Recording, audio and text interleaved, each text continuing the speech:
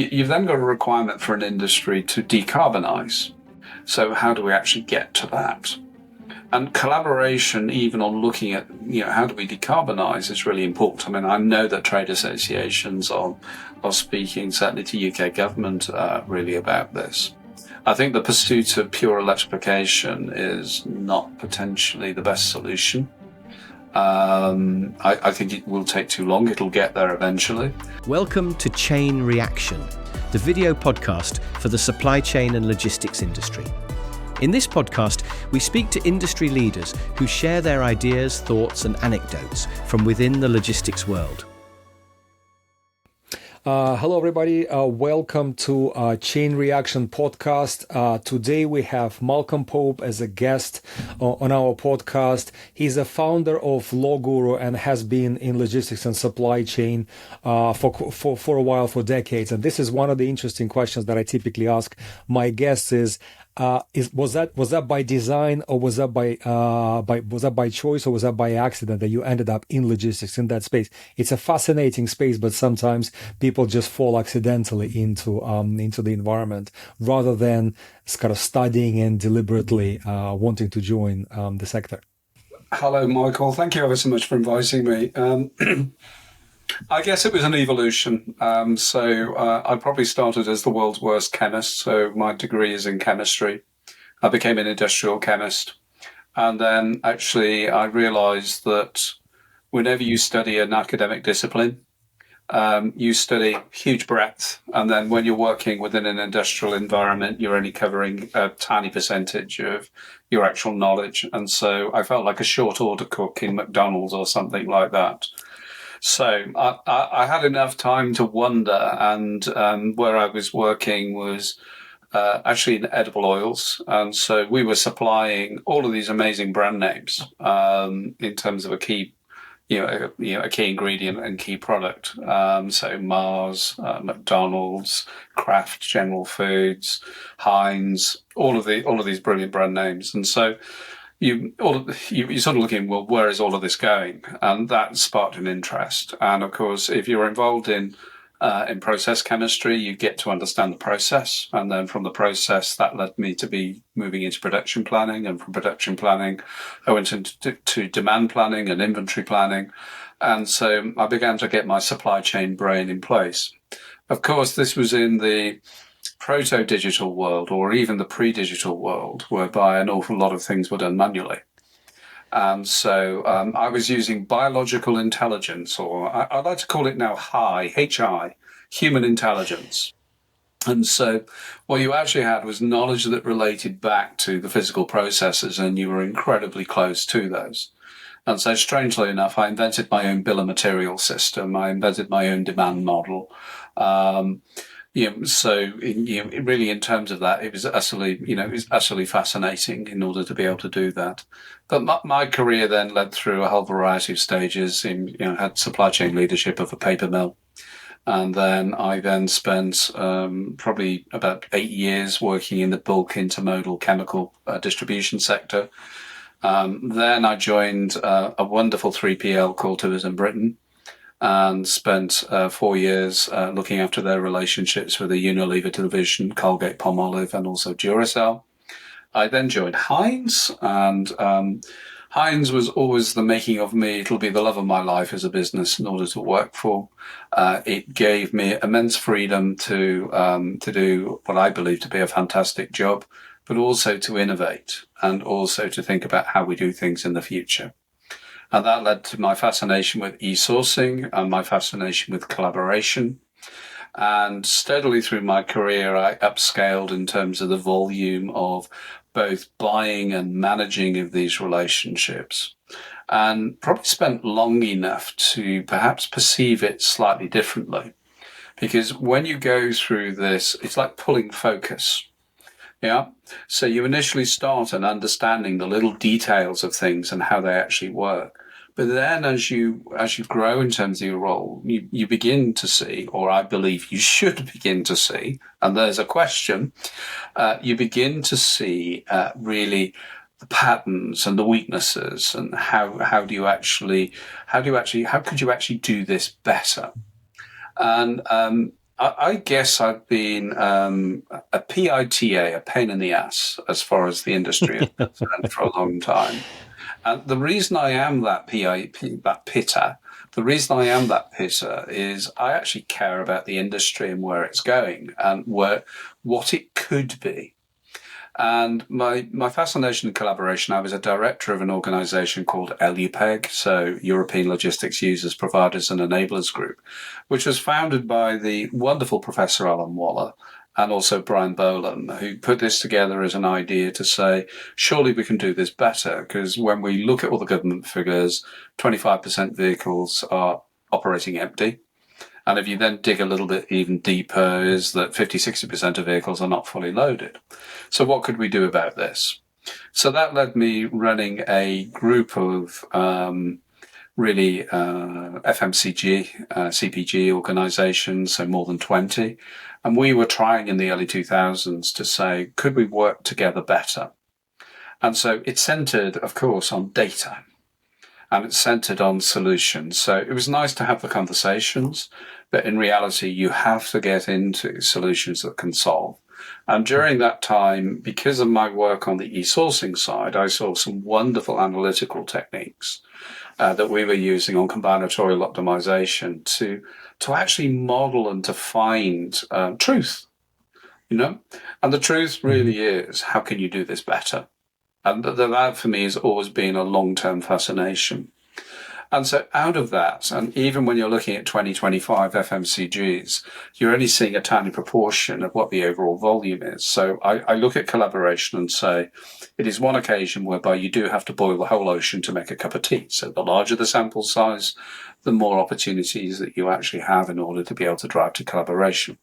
And some examples were found. I mean, Unilever and Kimberly-Clark began to collaborate, I believe, in terms of Benelux at that time. They found that opportunity as a result of this and made some great savings. But my frustration was I was surrounded by these 3PLs, these large-scale 3PLs who I shan't name, but we all know them.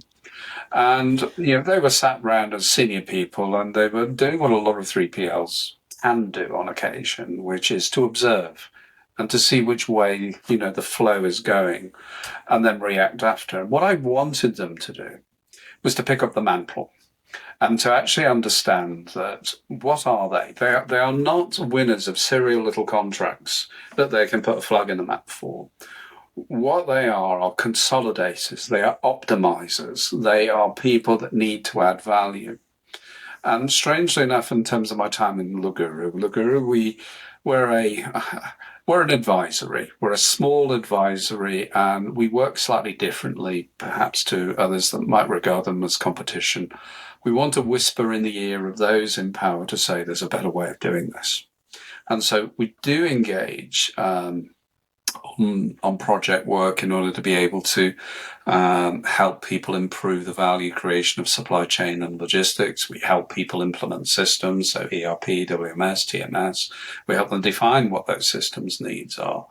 We help them source logistics solutions. We advise people on how to sell logistics solutions. We do a very broad variety of stuff within here, but the core of it is this sort of intermargin between, let's say, logistics service providers and the customers of logistics service providers. And I think that ultimately leads to a disappointment. And my disappointment is fundamentally this, that when I talk to the majority of them, and I ran a study recently looking at in depth at 5 logistics service providers. The one thing that I found out from that is, number one, that the buying maturity of, let's say, carriage was quite low. And there was immense opportunity for them to improve, to consolidate spend and to become better at it. That when they are looking to win business, there is no reflection back on the big data picture to say, how is this win of new business going to actually improve my profitability as a business? And we look at these big LSPs and we say, margin overall, if you're looking, the margin reported is in single figure percentages. Now, I love my industry, I generally do, and I think it deserves to make more money than it does. And so I'm looking at this and saying, why have we not solved this problem? Why haven't we become more profitable by actually putting this together and thinking more smartly about the business that we want to target and win. Why, in spite of all of the advance in the way that we could buy logistics that I was involved with 25 years ago, do I not believe that we've moved a single tick forward in terms of the way that we do it, and still people are using Microsoft applications in order to buy this and to think about it? Why haven't we applied some of the wonderful technology? I mean, people are getting excited about AI. It's like, well, fine, put a suit on about AI and machine learning and whether it's agentic or large language models and all of that. Great. I was looking at the early stages of AI over 18 years ago. So why haven't we looked at this as a tremendously difficult process? It's, this $10 trillion industry and above. Why haven't we begun to really engage? And why are we still addicted to what I would call these legacy systems that have still got their thinking in the 1970s? In terms of when we first started this first stages of our digital journey. And to a large extent, what seems to be in place isn't any more intelligent than that. I just feel it's tremendously disappointing. And I think the industry could do enormous things for its own profitability and needs to, because it has to invest. It has to invest in decarbonisation. Whatever the political winds are blowing at the moment, the hard reality is that we're going to have to learn how to do this. And more than that, it needs to be able to make the profit to do it. But there is tremendous waste. I mean, we're looking now, I look at the UK figures in terms of empty truck running produced really from the industry by the Department for Transport. And that's running at 30%. It's got worse. And there is a fascinating trade-off between, I look at e-commerce as an example, and I asked a question on LinkedIn recently. What is better from the sustainability perspective? Is it better for me to drive down in my electric car, down to my local supermarket or retailer, or is it better for me to get home delivery? And want any answers around that? And I actually think we need answers to things like that as well. So I get really fascinated with probably the problems that most people would go, for heaven's sake, shut up, Malcolm. We're just trying to do our day job, and we just want to keep things as they are. We just need to win these contracts and to assemble them. And I just look at it as a tremendous missed opportunity to become fantastic, to get more fantastic growth within there. I also then look at trade associations, and I know I'm talking too much, but if we look at the trade associations that we have within the UK and across Europe, they've got an opportunity to really begin to help some of the smaller and medium-sized businesses to begin to work together and to work together better. And we should be looking at tools out there that can add value to them. I've engaged with the Road Haulage Association, and I've got so much respect for its leadership and so much respect for its members. But what broke my heart over the past 2 years is that we've lost over 1,000 small and medium haulage businesses in the UK. Now, there'll be multiple reasons in terms of, why they lose, but to a large extent, it will be really about, I think, not having optimal operations, not making every mile count. And this, to me, needs to have bigger brains. And I always look at AI in the sense of, a lot of people are treating this and they're asking it very human questions. Create me a picture of this. Write me a letter that says this. It's all very human and very basic in terms of it. And you've got an 8-year-old genius in the room. And we're not asking it superhuman questions. We're not asking it really to stretch it and to say, well, okay, where can we take it? Where can it go?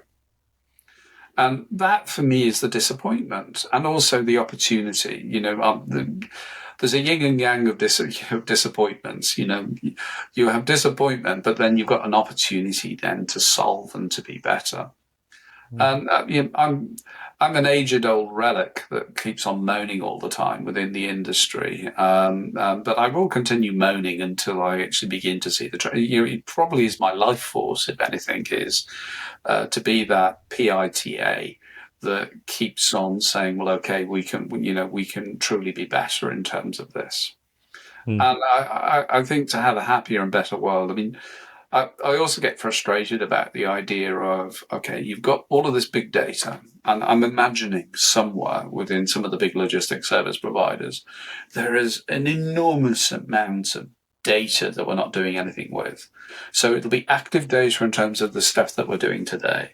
It'll be passive data, which will be either the work that we used to have, but we no longer have, but remains as intelligence, and also the stuff that we don't win, which also is interesting data. And what we could build is something that is an awful lot smarter about how we actually balance networks and optimize networks within there. And it doesn't appear that really we're doing much in terms of that. And perhaps I am making life too complicated. But on the other side of it is that that's where possibility comes from. That's where step change improvement comes from. That's where we actually have something that is more effective. We moan about we don't have enough drivers to drive trucks. So what we then do is we put our AI brains on and we say, well, let's go for autonomous driving trucks. That'll solve the problem. Well, okay, I've got if you look at a bit of a social perspective to that, is that ultimately, if you don't have some of these valuable jobs for people to do, how are they going to earn the money to be able to survive? Where are they going to get that from? So perhaps it is better that we put the intelligence in the way that we plan and the way that we coordinate, and perhaps we don't need so many drivers. Next view would say, when we're looking at how we're managing this, how can we actually create jobs that drivers would want to do? So do drivers really want to drive all the way around the country, tramping all around the place, and then go to poor facilities with no hygiene facilities in them? They've got to park in the road. They've got to be abused and mistreated at pretty much every location that they're going into, and then they're away from their family. Now, there's going to be a small percentage of people, I don't doubt, that would love the idea of that. But I think in the modern world that more people would like to be home with their families. So do we reflect that in the way that we're planning? Do we actually create through our TMSs jobs that people want to do? Because when we look at the way most business systems seem to work, they work on three principles. First principle, there's some aspect of quality, whether that's on-time delivery or quality of product. Second aspect is cost. Third aspect is legal compliance. And that's it. So when you go and dig further for any algorithms that are saying happy employees, missing. At the core, it's missing. So therefore, we sort of apply it on top as a layer. If we then talk about sustainability, it's missing. If we talk about waste, it's missing. And so I think there's a question to say, well, okay, should we go back to some base principles and actually do a reset in terms of that? That notwithstanding, I mean, my other soapbox moment is you have all of this incredible data. Intermodality becomes fascinating then in that circumstance, because we suffer from a logjam of, ideally you say, if I build it, they will come. But the truth of the matter is that if you build it, they won't come because they're stuck in the same behavioral patterns, that behavioral logjam that says, I'm never going to move out of it. So what do you need to do to break out of it? Well, governments can intervene by all means, but common sense should intervene to say, well, okay, when I'm looking at data en masse, where can I see opportunity for modal shift? Where can I find the capacity to move trains? And my favourite view is that allegedly the UK is a maritime nation. Yet when we're looking at GB, we move very, very little by sea, intra-GB, less than 0.1%. So you imagine all of these ports, which are very, very close to most of the population centres. Why on earth are we not actually saying, well, okay, let's build a load of ferries? So my example was, how many ferries, high-speed ferries, could we build for the cost of HS2? And the answer was approximately 500. So we could have rebuilt this nation and used the almost unlimited environment, revitalize our ports, do all of that. And actually all of the information that would say whether or not that would work actually exists in most of our large-scale logistics service providers, and we're not using our imagination to do anything with that information. So I'm having a moan, Michael, I'm sorry. You are listening to Chain Reaction. This podcast is brought to you by Phlox, the leading marketplace for the supply chain and logistics industry. Visit phlox.is to find out how you find the perfect supplier or make your services available to prospective buyers. Thanks for tuning in. Now back to the show. No, that's okay. That there's a lot of passion is coming through, and I clearly sympathize, and I'm on the same page with you, and very much I went through a very, very similar journey. That's why I'm relating 100% to everything that you say.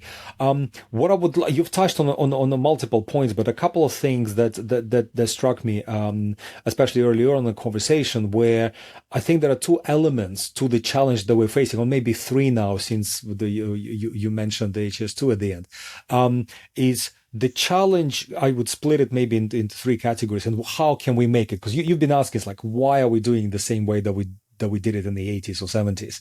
Why is Microsoft Excel and spreadsheets and emails are dominating the industry? And the ways of working, actually more than the industry, just the ways of working, is the three things. One, it's either, the challenge of changing, it's either people. So it's the kind of change, not particularly fond of consulting terms like change management, but it is changing the people's behavior and the way that people work, the way that people think, the way the people's attitude towards how things need to be done. So it's that one. The second was technology. You did touch upon the AI. This is the journey where I come through. That's why we built Phlox. And that's why we're doing what we're doing from a platform point of view, is that it's technological enablement, which cannot work without the people's component, but it is a technological enabler that allows you to actually connect networks of networks, being able to have a very fast processing of lots of data and being able to extract the insight. And the third element, I would add environmental, but not in the sense of kind of the green leaves and CO2, but environmental as in the political climate that we're living in, the compliance elements that we have to deal with, the expectations, and there's something that is not necessarily kind of codified in, but it still drives our behavior. So which are the elements that I think, not necessarily in the ranked order, but how can we address each one of those to actually kind of break through and get that step change improvements you've alluded to? You need to have a few ambassadors of determination wandering around in organizations that are brave enough to stand up and take a risk and make a change. Often I look at, I see some people that within the industry are truly inspiring, and yet I see others that are career managers. And actually I like the ones that are truly inspiring, and inspiring people for me take some risks. It is really difficult. So the earlier point that you made in terms of why are people still using Microsoft products to buy logistics, which I just think is nuts, crazy. I genuinely do. I can speak of some procurement, some procurement projects that we've had. I can't mention names, obviously, within here, but I've spoken to clients whereby I already know that from a traceability of decision, from a safety, from a value creation, that the use of some of the e-sourcing platforms that we have specifically for the logistics industry will add value. And I generally target it as it'll do 7% better than anything else that you're using. Now, the challenge comes is that you will find a CIO and CPO who have worked out to say that they want to have a certain product, say Cooper, whatever it is, within this market. And I would be very kind to Cooper. I think it is a good solution, but you have to dig a little bit further to get to the really interesting stuff. Now, but what you'll find is that one solution doesn't fit all. And so sometimes that you actually need to have a degree of specialism. And so what these logistics e-sourcing platforms give you is at least a template about how you actually design and how you actually run projects. Now, if you then go and have a look at, all right, Cooper is probably a bad example, but if you're looking inside of SAP or Oracle and find, and saying, well, okay, if you've bought some level of general sourcing platform within that, you're going to have to build and construct. There's a deep need for questions on contract logistics, because you're not actually buying a physical commodity. You're actually buying something that is about intelligence and systems and how it fits in.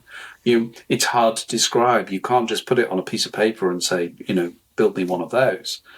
And you need to have analytical ability within there, because the tariff structures are, interminable in some respects. If you go and have a look at parcel tariffs, I mean, there is an industry that I believe has deliberately designed its tariff structures to absolutely obfuscate comparability.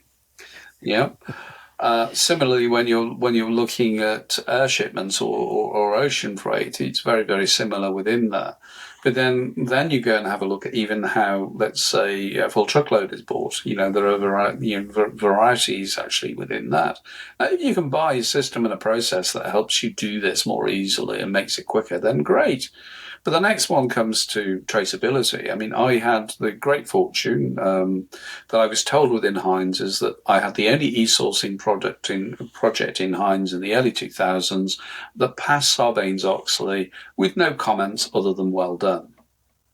I was the only one in the whole organization globally that had that.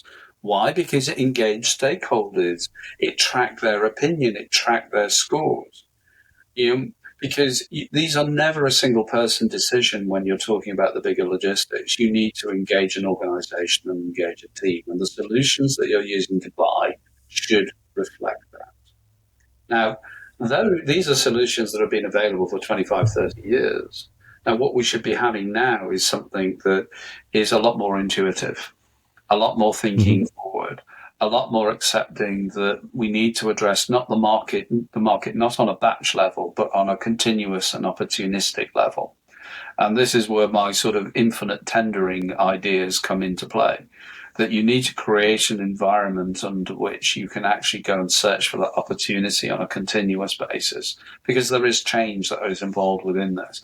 And here is where I could look at the larger logistics service providers and say, wow, what tremendous opportunity. I was kindly invited into an innovation session for one of the very, very big 3PLs, and they were talking about AI. And so I'm really grateful to be invited in, but I sat through it. And this was AI about getting the parcel to be the right size. Now, my difficulty is that I've worked for long enough to know that we have machines that do that already.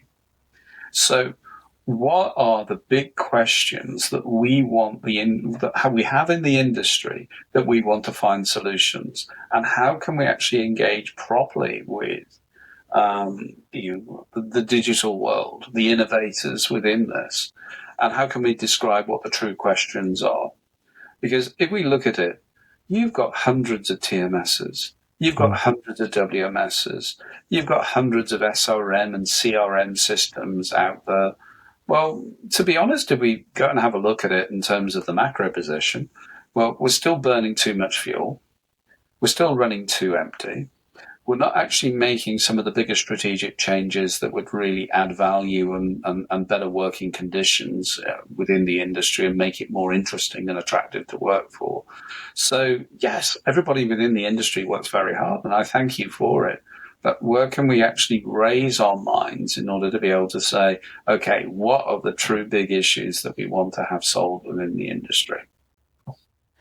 Well, it's an interesting topic that you brought up, and I think, as you've actually touched upon earlier as well, it is an ability to take kind of a holistic view across the network outside the perimeter of a single business. As you said, a single business will have a TMS and WMS. They could be state of the art, but they are limited by the footprint of an organization. So a step change, that's where the collaboration comes from. It becomes an inter-enterprise collaboration. The challenge, though, because you've said that it requires kind of a visionary within the organization. So what would be your thoughts, either advice, or if it were you, where would you begin within an organization, whether that's an LSP or whether that's actually like Heinz, a large multinational? Where would you begin to actually start moving the needle? I used to say, if I can take the FMCG perspective, I would always say collaboration is the final step on my maturity curve of value creation. Because as soon as you begin to involve what is outside of your own control, you add complexity to that. And that was perhaps an older view because we didn't have standardized ways of actually being able to interact. And you can't necessarily store goods of one company in another warehouse. It's actually difficult. We sort of hard code it in to make it difficult to do. But the first thing that I would look at is how can I collaborate with myself? Yeah. So if I look at inbound logistics, it's generally managed by a separate team to outbound logistics. And so you will have loaded vehicles coming in and leaving empty. That would be a good starting point in terms of that sort of vertical collaboration. The other view is that most large-scale FMCGs will have multiple divisions that don't talk to one another. And so if you've got linkage across in terms of, let's say, category responsibility within the get these organizations to talk to one another, get them in the same room. So I had one example within really RHM whereby we had Hovis running a primary trunking network, Manor Bakeries operating another primary trunking network. And they were planned separately, but there were opportunities for them to work together and millions of miles saved result. So you can even start it with what is within your own control. When you step beyond that, I think that you then need to have, it becomes a little bit more like dating. You're then beginning to really look for, the other people that may well be within your industry, might be your customer, might be your supplier, who complete you. Yeah. That actually have a profile that is interesting, and you need to have that. And in fact, we had that within LUPEG, sadly, that it didn't go as quickly or as far as it should have at that time. But that gives you a view of saying, well, okay, I've now got a series of companies that have something that is complementary. Now can we talk on the ideological and cultural level and the agreement level in order to be able to get something moving within that? Now, if you're talking to the logistics service providers, well, here's my message. You should have been doing this 30 years ago. This is part of what you're about. If you look at a small and medium logistics companies, they are all in control, and they're all about, because it's at a human level. If you're looking, and I've worked for small, medium businesses, it is, you've got to keep those wheels rolling, and when they're rolling, you've got to have a load on the back that's paying you. And they do that reasonably well within the boundaries of, they will try and keep the payloads up. If you're looking at the larger logistics service providers, this is about winning silos of business. And there is limited crossover in terms across contracts. Even if they sit on a single system, there is limited crossover within there. And the great shame to my mind is that is the lost opportunity. If you're going to be a big, multi-billion, multinational organization, should you not be focused on providing synergization of flow? Should you not have a clear global understanding of where your gaps are? Should you not be talking to people about, well, okay, I've now got from my greater view about where these flows fit? Could we not even have our discussions between logistics service providers where there is an imbalance as to where you have another organization with a complementary imbalance? Can we do it? Or do we just leave it for the market to fail to actually address? Because again, within this, if we talk to the waste issue, we're allowing the market to address it, but then running trucks empty 25 to 30% of the time. And if you look at the UK, it's 30%. If you look at Europe, it's about 25%. If you look at North America, it's 25%. And you're running all of this, burning fuel, and how on earth can that be sensible? You've then got a requirement for an industry to decarbonize. So how do we actually get to that? And collaboration, even on looking at, how do we decarbonize, is really important. I mean, I know that trade associations are speaking, certainly to UK government, really about this. I think the pursuit of pure electrification is not potentially the best solution. I think it will take too long. It'll get there eventually. I love the idea of biogas, biomethane. Purely and simply, with limited change, you can actually get a vehicle that performs and operates in the same way and can still be carbon neutral without increasing the cost of the truck by fourfold, and you keep its operability within that. But I just wonder, really. I mean, I might sound like the old man ranting to some extent, and maybe I am. But there are smarter approaches that can be taken out there, and the frustration is how do we actually get the CEOs out there to begin to look at their businesses differently? Because I think if they can, they could double their EBITDA within 1 to 2 years. I can see that happening. Yeah. Well, that's the that's exactly the as they say, $1 million question. But what I would ask is, and I'm struggling with that question myself, is where the resistance is coming from? Where is it? Is that risk aversion or is that financial? Is that somebody is afraid to jump first and then happy to follow? And what would be the role of kind of the trade and governmental bodies potentially to maybe break some of the ice? The fight is against, we've always done it this way and we know it works. Yeah. And when nobody then is responsible for picking up that waste, so that the cost of that waste in reality goes back to the customer, or is it extracted from lack of dividend from shareholders because they're not profitable enough, or it's the environment that takes the hit. But at what point, you turn around and say, can we actually have some different thing? And I think the threat will be there on the horizon. I look at what Amazon are doing, and in reality, I've always described Amazon as a logistics business. And it's a clever business, but it's a logistics business. And so the smarts there would be, there are going to be people operating in the digital world that are going to do, and I know it's been said before, and I know Uber, has been spoken about before and still is spoken about in terms of rate. But there are going to be digitally enabled competition that is going to come into this market, and the capacity, the capability, I am dead certain is there already to do this better. I am 100% certain. If I was 80% certain 25 years ago, you can absolutely bet I'm more than 100% certain today. Absolutely. And the view there is that by all means, you can sit and say, we want to do things in the old-fashioned way. But challenge will come. It always does. It always does.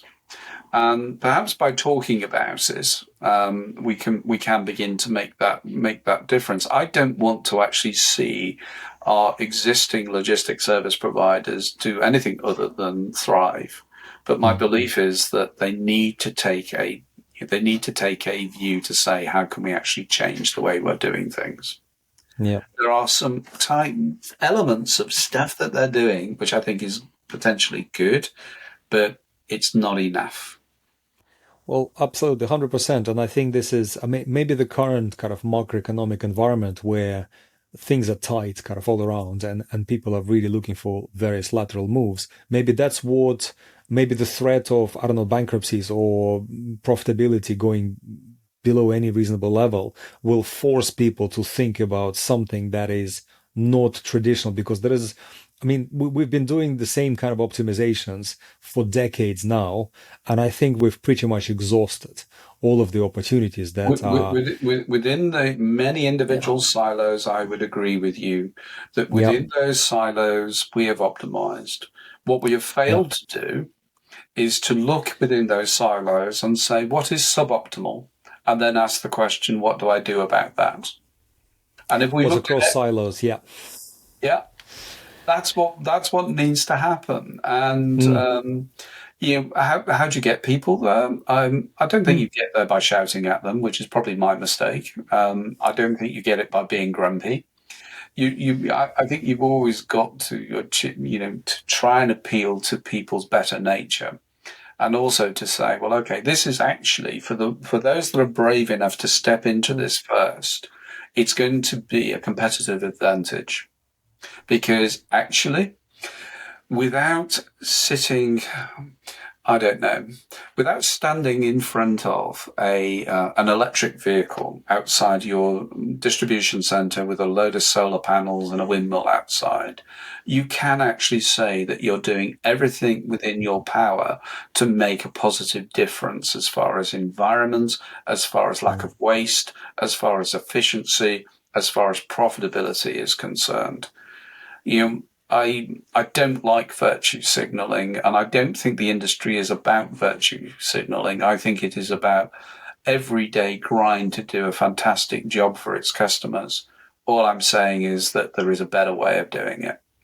I couldn't agree with you more, and I think this is exactly one of the main reasons why we've started this podcast series. In addition to the tech that we are building on the platform, is to exactly, I don't know, raise awareness. Again, this is a well-known kind of phrase that I don't particularly sympathize with, because raising awareness is not immediately delivering results, but hopefully will inspire someone to actually do something. And these conversations where they see that, or they get it reposted or something like this, it will make people to start thinking, what actually can I do? Because electric truck that is 40% empty in a traffic jam is still a truck in a traffic jam. Yeah, and bear in mind that you've got to have a look of the electric track as to where does the energy come from. Well, exactly. And then, yeah, And natural some gas people is have blinkers and then they think, natural gas is still a fossil fuel. Yeah. yeah, Nuclear, yes, it might be regarded as the future, but that doesn't count. It might be an easy decision to make, but you've got to have a long-term decision to actually know what you're going to do about the waste and the decommissioning and how you're costing that in really within yeah, that. And I'm not, for example, I always think it is better to go for really a multilateral approach in order to be able to actually, where do our energy sources get from? I'm not somebody that is pious about, let's say we can't do this or we can't do that. no, But I actually think clever business decisions say, well, okay, if we look at the cost of doing something, let's actually have a look at the total cost yeah, of that rather than the individual part within that. But well, you are entirely correct, is to say, whatever your vehicles are powered by, the truth of the matter is that efficiency is defined by really how little we waste. And it's very common. There are a couple of things that you go and have a look at, and me being an experienced old buyer of logistics now, there are two things that I generally go and look at. First is interesting, because most people don't check their invoices well enough. So actually using technology to check your invoices will save you on a consistent basis 1 to 2% a year of your total spend in that area, and on first use may save you up to 7%. So that's easy money, and I don't know why people don't go for it. The next one is, well, actually have a look at your load fill. And have a look at actually how you're structuring your loads, how you're scheduling your loads, have those conversations with customers if you need to change. Really look and see whether or not you can actually get more onto that vehicle in terms of design. It was helpful for me to work within the intermodal industry because all the time we were looking and trying to be clever about how light we could make a vehicle in order to be able to carry more loads, because you're in a commodity market. So you were looking at swap bodies, you were looking at light trailers, you were looking at alloy wheels, you were looking at the lightest specification of vehicle that you could actually make. So I think that we got to, I think the lightest option that we developed was actually, I think it was a Volvo FL10, and we were well under 7 tons, say. And then I go to a recent event and I'm looking at an electric Volvo that had a GVW of something like 12.5 tons.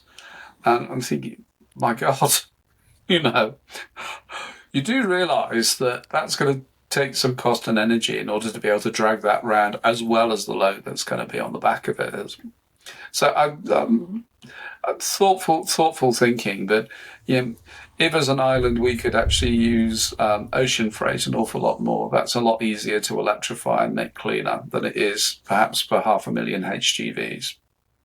Just a Well, that's thought. the thing. I mean, the whole picture needs to be looked at holistically, as you said, the total cost of ownership and the total the use of all of the available resources. And I absolutely firm believer that we have enough infrastructure to be underutilized for us to make a meaningful impact, just simply working not harder but smarter to begin with. I think you've got to look differently, and you've got to Yeah. pull the focus back and say, well, okay, what is it that we do have that we could actually use differently? Because yes, I think there are always going to be some pinch points. Do I argue against, let's say, investing in more rail? No, I don't. I think that we should, but it doesn't need to operate at 220 miles an hour. Mm. We're a relatively small country. Whether or not I save 10 or 15 minutes on my journey from Birmingham to London, I mean, that's just going to make eating a sandwich more uncomfortable. I mean, I think we need a reality check in terms of some of this. I don't like vanity projects. I don't want to have a member of our government saying we've got the fastest railway in Europe. Honestly, as a consumer, I don't care. What I want is something that is reliable, cost effective, and efficient. It's fit for purpose. Exactly. And I think on that wonderful note, I think I would like to thank you, Malcolm, for coming on a podcast. We've definitely touched on a very important set of subject on one subject, but it's so multidimensional, it's so extensive. So I think we had a great opportunity for us maybe to talk again and to see maybe we will Sure. start making any programs. So thanks again, Malcolm, for coming over to a podcast, and it's indeed a very fascinating subject that is kind of close to our hearts. Michael, you're most welcome. Your challenge, if you choose to take it, is to take my series of moans and rants in terms of the industry and actually create digital solutions that actually answer those problems. That's the hardest challenge. I think you're on your way with it. That's what we're trying to do. The challenge is it's way too kind of complex and multi-dimensional. The big challenge is where to begin. So we have begun at the warehousing end. We are tapping on the transportation end. So we're doing that. But there's definitely a lot of effort. So there's a lot of things that need to fall into place, especially with people and people's perceptions and the way that they comfortable with doing things, and they being afraid of challenging the status quo. So, as you said, you need to have visionaries, you need to have active colleagues that are very happy and keen to push the industry forward, and hopefully, we'll have enough of those to get the ball rolling. Hopefully so. Thank you so much. Thanks a lot, Malcolm, for coming over. Yeah, speak soon. Thanks for tuning into Chain Reaction. We hope you enjoyed the show. Please don't forget to subscribe. If you have a story or opinions to share from your sector, we'd love to hear from you. Simply reach out to Chain Reaction or visit flox.is for more information. See you next time.